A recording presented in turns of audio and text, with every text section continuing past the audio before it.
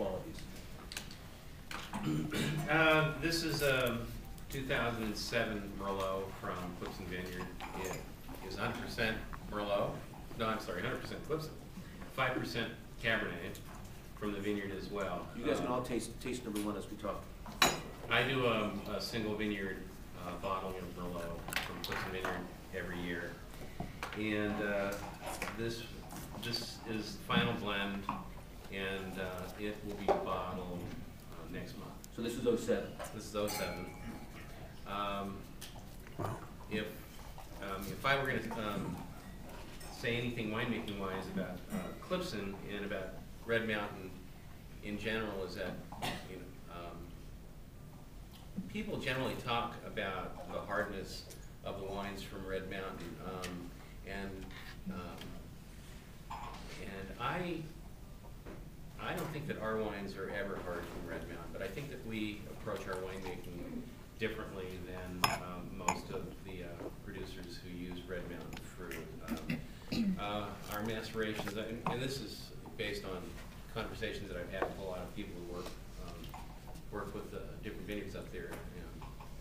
I think that our macerations tend to be different, and how we handle the wine throughout its life, I think, is a little different than what some people do.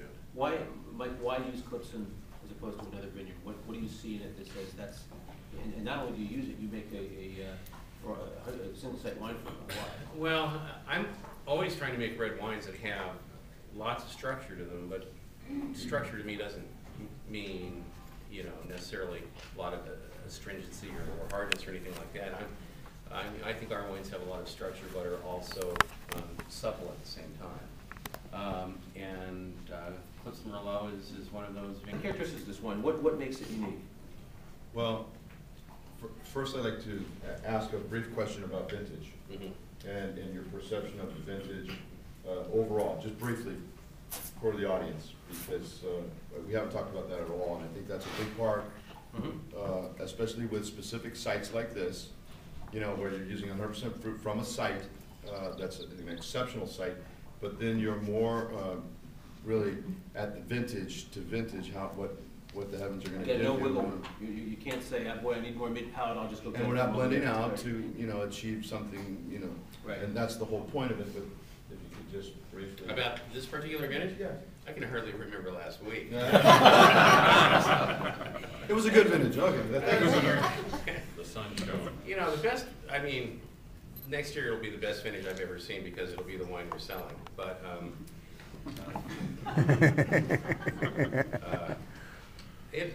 Washington just has, in general, we have really good vintages. I just went through my 25th vintage, and there's only one vintage out of those 25 years that I really didn't like much at all.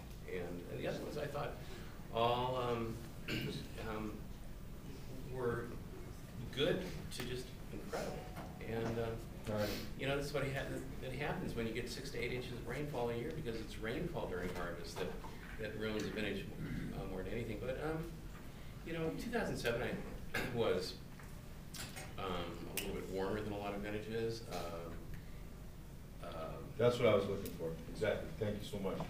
We are blessed and fortunate to have a string of such great vintages in a row here, and with a site with such high quality as this site can produce, and then the artistic and stylistic differences of the amazing talents to my left here.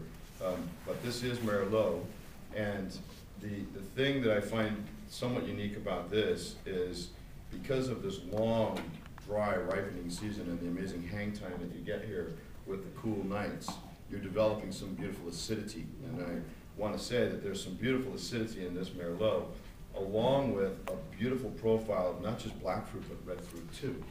There is black cherries, but there's Kirschwasser, and it's spicy, and tobacco, but not that green leafy kind that, like when it's not really ripe. It's just a beautiful, almost like cigar wrapper tobacco, and that really complements the spice and the judicious use of oak.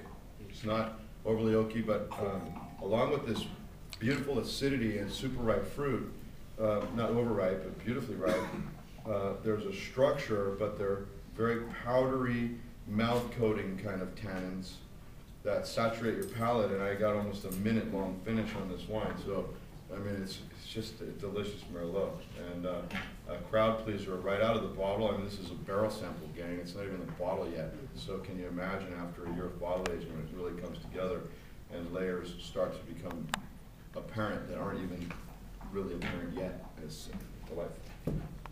Chris Upchurch, a